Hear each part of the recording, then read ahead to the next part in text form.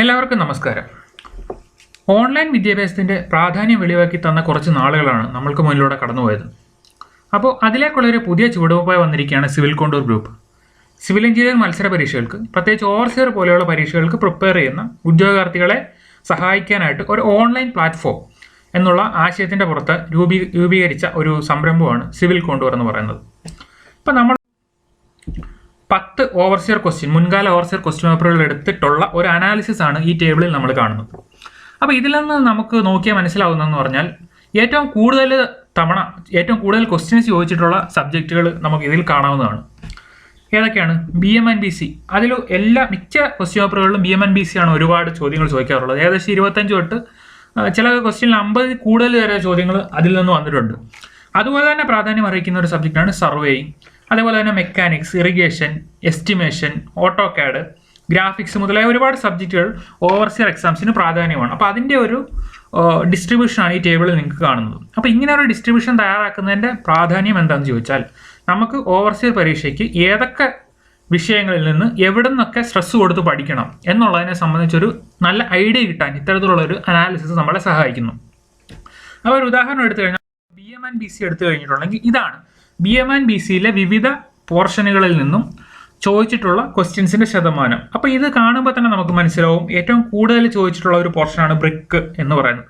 14% മുകളിലൊക്കെ ചോദ്യം വന്നിട്ടുണ്ട് നമ്മൾ അനലൈസ് ചെയ്ത ക്വസ്റ്റ്യൻ പേപ്പറിൽ.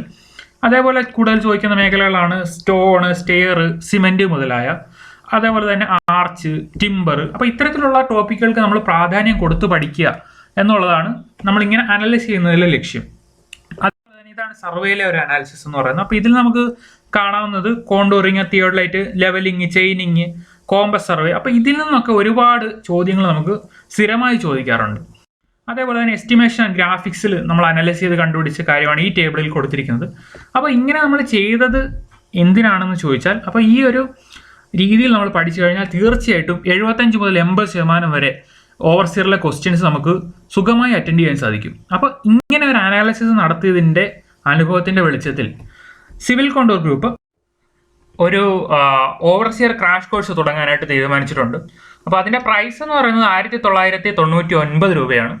ഇതിനുള്ള സൈറ്റൊക്കെ റെഡിയാണ്. അപ്പോൾ ഇതിനകത്ത് ഉണ്ടാവുക എന്ന് പറഞ്ഞാൽ എക്സ്പെർട്ട് ഫാക്കൽറ്റിയുടെ വീഡിയോ രൂപത്തിലുള്ള ലെക്ചേഴ്സ് പ്രൊവൈഡ് ചെയ്യുന്നതായിരിക്കും. അതുപോലെ തന്നെ അതിൻ്റെ കൂടെ തന്നെ short cut tips, memory tips ഉണ്ടാവും.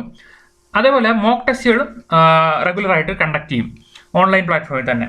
അപ്പോൾ നിങ്ങൾക്കുള്ള ഡൗട്ടുകൾ, പഠന സംബന്ധമായിട്ടുള്ള ഡൗട്ടുകളൊക്കെ തീർക്കാനായിട്ട് സിവിൽ കോണ്ടൂറിൻ്റെ തന്നെ ഫേസ്ബുക്ക്, വാട്സാപ്പ്, ടെലിഗ്രാം ഗ്രൂപ്പുകളും ഉണ്ട്. അപ്പോൾ അതിൽ ഡൗട്ടുകൾ തീർക്കാവുന്നതാണ്.